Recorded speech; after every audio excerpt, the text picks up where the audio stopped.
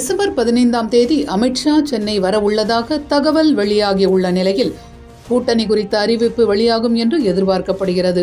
தமிழ்நாட்டில் அடுத்த ஆண்டு சட்டமன்ற தேர்தல் நடைபெறவுள்ள நிலையில் திமுக தலைமையிலான கூட்டணியில் கம்யூனிஸ்டுகள், விசிக, காங்கிரஸ், மதிமுக, மக்கள் நீதி மய்யம் உள்ளிட்ட கட்சிகள் இடம் பிடித்துள்ளன.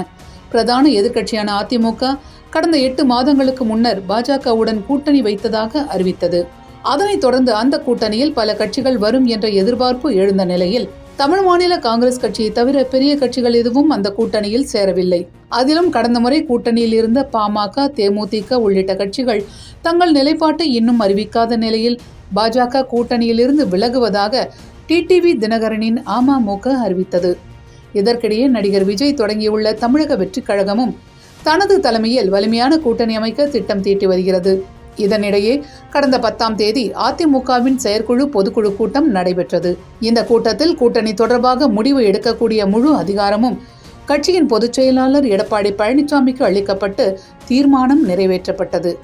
இதையடுத்து தமிழக பாஜக தலைவர் நயினார் நாகேந்திரன் எடப்பாடி பழனிசாமியை அவரது இல்லத்தில் சந்தித்து ஆலோசனை நடத்தினார்.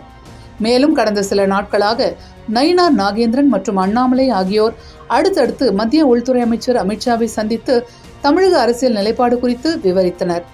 இதனைத் தொடர்ந்து வரும் டிசம்பர் 15ஆம் தேதி அமித்ஷா சென்னை வர உள்ளதாக தகவல் வெளியாகியுள்ளது.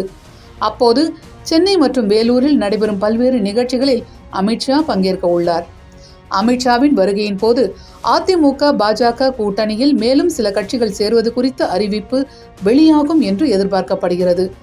அதேபோல பாஜகவில் நயினார் தலைமையிலும் அண்ணாமலை தலைமையிலும் கோஷ்டி மோதல் நடைபெறுவதாக தகவல்கள் வெளியான நிலையில் அந்த பிரச்சனைக்கும் தீர்வு காண்பார் என்று எதிர்பார்க்கப்படுகிறது. மேலும் அன்புமணி ஏற்கனவே திமுகவுக்கு எதிரான கூட்டணியில் இடம்பெறுவோம் என்று கூறியுள்ள நிலையில் அவர் பாஜக அதிமுக கூட்டணியில் இணைவது குறித்த அறிவிப்பும் வெளியாகும் என்று கூறப்படுகிறது.